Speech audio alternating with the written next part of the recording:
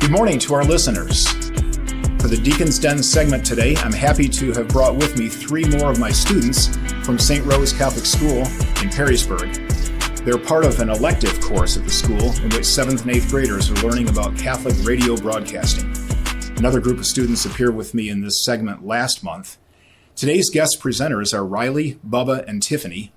We're going to be talking about the 8th graders' trip they took to Washington, D.C. in October and some of the Catholic and religious sites they visited. So first of all, the class went to the St. John Paul II National Shrine.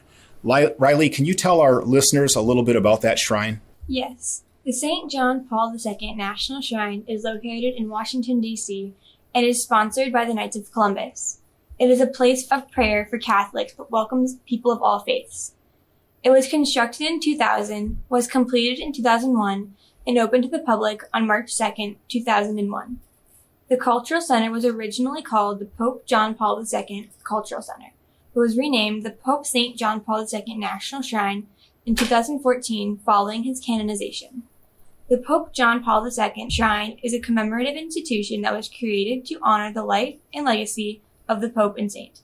The creation of the center was seen as a way to honor and preserve the legacy of the Pope, while also promoting his vision of a more just and peaceful and compassionate world. Throughout the year, there are many programs offered at the shrine, including lectures, art exhibitions, and short films. The shrine houses a permanent exhibit called A Gift of Love, the life of St. John Paul II. It houses many relics of saints, including John Paul II, Mother Teresa, and St. Catherine. The St. John Paul II National Shrine houses a first-class relic of Pope John Paul II's blood, which is displayed in a glass container within an ornate reliquary.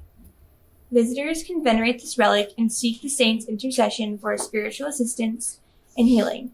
A holy card may be touched to the container, at which time the card becomes a third-class relic that the pilgrim can take home. Thank you, Riley. I actually have one of those third-class relics in my office from when I visited there a few years ago. So another place the class visited was the Basilica of the National Shrine of the Immaculate Conception.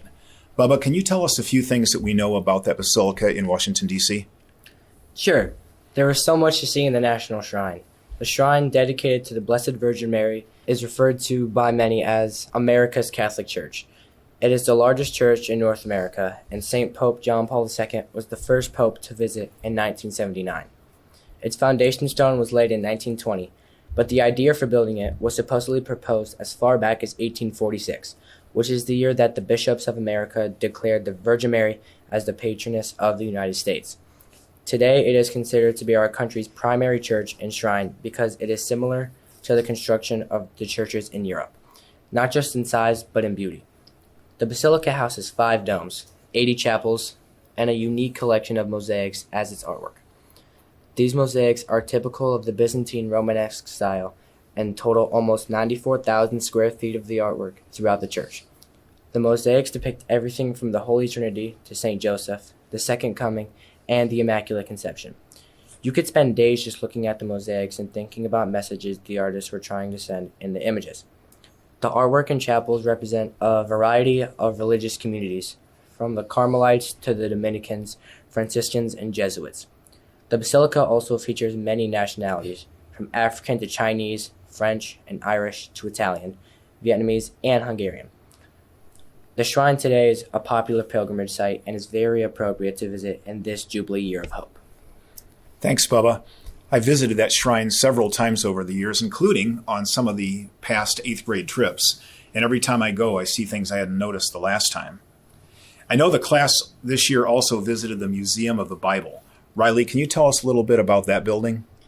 The Museum of the Bible is located in Washington, D.C. and was founded on November 17, 2017.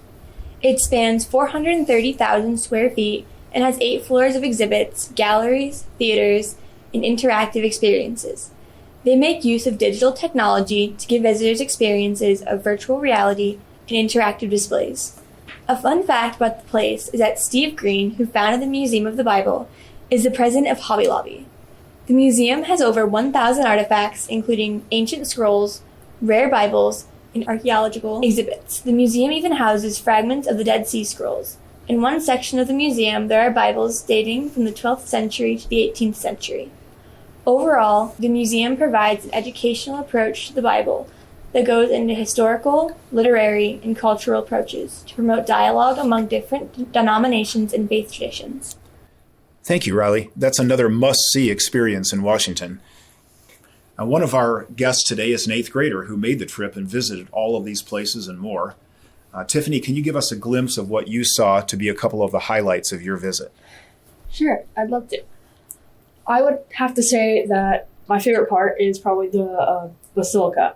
One of the reasons that it's my favorite part is because I got to see parts of my culture and heritage as a Polish American. In the Polish chapel, there is a replica of the Black Madonna that helped me to appreciate more about my roots and my faith.